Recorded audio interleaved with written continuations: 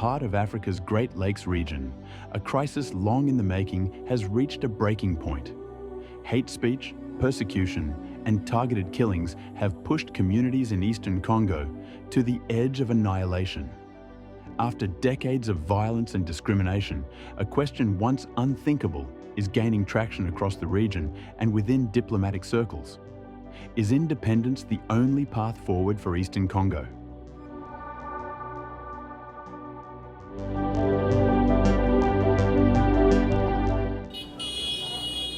A sweeping assessment by peace-building organizations warns that the Democratic Republic of Congo is experiencing an unprecedented surge in hate speech, emanating not only from extremist groups, but from political institutions, media outlets, and even religious platforms.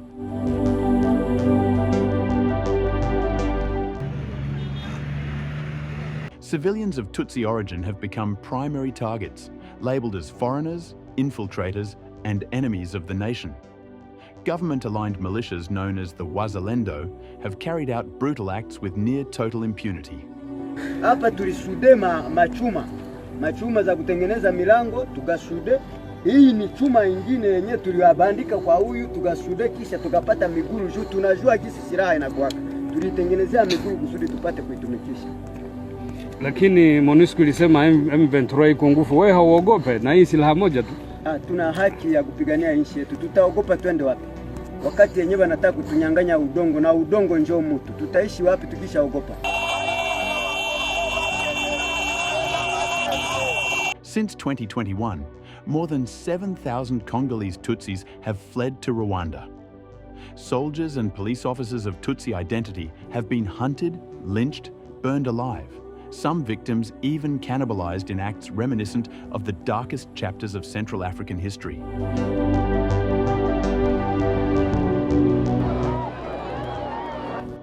Many observers now see unsettling parallels between Eastern Congo today and Sudan before South Sudan's independence in 2011.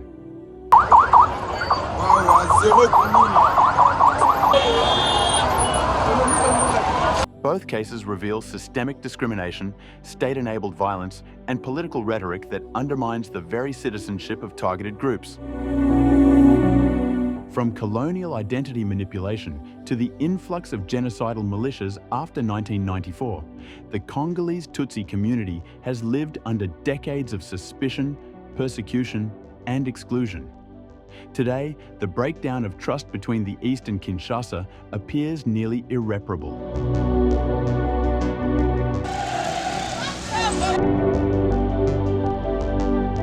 Election cycles have become a stage for targeting Tutsi communities. Identity checks, arrests, and violent intimidation have made it nearly impossible for thousands to participate in the democratic process. Nous n'avons jamais eu de prétentions territoriales. Notre lutte, ce n'est pas de capturer les entités. Ce que nous faisons aujourd'hui, c'est de créer une zone où tous les Congolais peuvent se sentir libres, sécurisés, où ils peuvent exercer leurs activités tranquillement. For years, international partners have pushed three major solutions: integrating armed groups, national dialogue, and security sector reform. But hate speech keeps rising, violence intensifies, and state institutions remain implicated in discrimination. The central question is now unavoidable. Can a people survive inside a state that systematically targets them?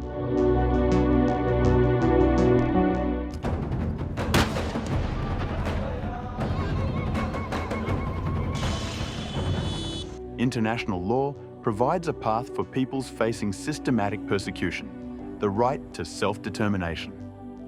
Criteria for self-determination: persistent discrimination, threat to physical safety, denial of citizenship, failure of internal remedies. Eastern Congo meets all four.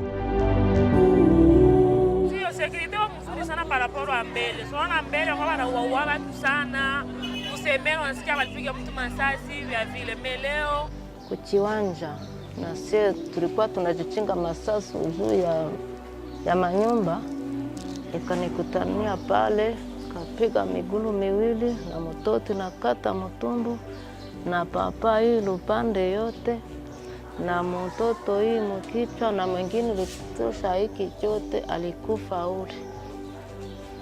Tulikuwa pamoja pale. Sina mpango wa kurudia nyuma. Vita ichingali sana.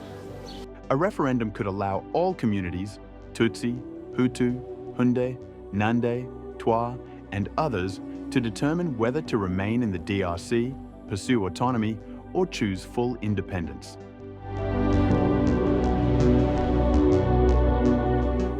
For more than 30 years, one of the worst conflicts on earth has been raging in Eastern Congo. Millions and millions of people have been tragically killed, went on forever, and countless more have been displaced from their homes. Families have been destroyed. It's been a disaster. Many administrations have tried, but probably not too hard, knowing who preceded me. But they tried. It says they've tried, but we tried harder to end this conflict. But they've accomplished, obviously they accomplished very little, because the killing went on at levels that just got worse and worse. And today we're succeeding where so many others have failed, and this has become the 8th war that we've ended in less than 1 year. Such an exciting thing to do. This has been a really, because we're talking about 30 years of fighting, 30 years, much more than 10 million lives. The United States played a historic role in guiding South Sudan toward its independence through a peaceful, internationally supervised referendum. Many now believe Washington could do the same for Eastern Congo. The call is clear: not to impose independence, not to redraw borders by force, but to champion a democratic process that allows the people of Eastern Congo to choose their destiny, free of intimidation, coercion, or violence. Eastern Congo stands at a crossroads reminiscent of Sudan's darkest years before South Sudan's birth. Hate speech, persecution, and targeted killings have shattered trust and eroded the foundations of unity. As the world marks 30 years since the genocide against the Tutsi, the warning signs are too familiar and too dangerous to ignore. Babiana mina baomba, tuko na lazima yenu. Kesho na kesho kutwa, Mungu wa mbinguni atende mambo. Mungu wa maajabu uko, Mungu wa bazima, hauko Mungu wa mamaiti. Ndio maana Yesu Kristo, katika jina lako tumeomba kwa Mungu Baba. Amen. Amen. The question before world leaders, especially the United States, is whether they will act now before history repeats itself.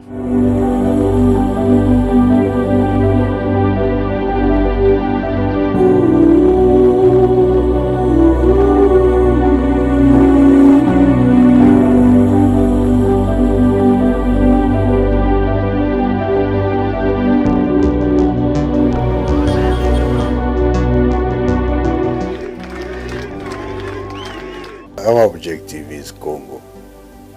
We are fighting for Congo. We are not fighting for mineral.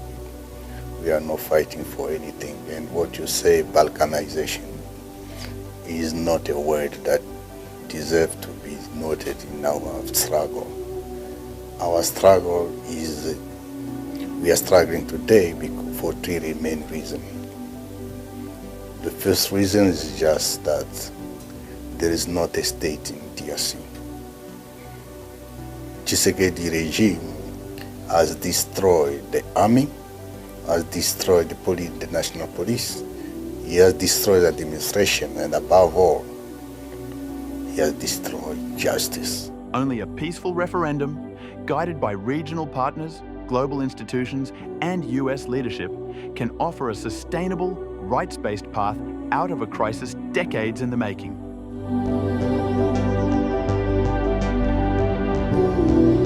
This is the USA New Times documentary. Thanks for being with us, and don't forget to subscribe.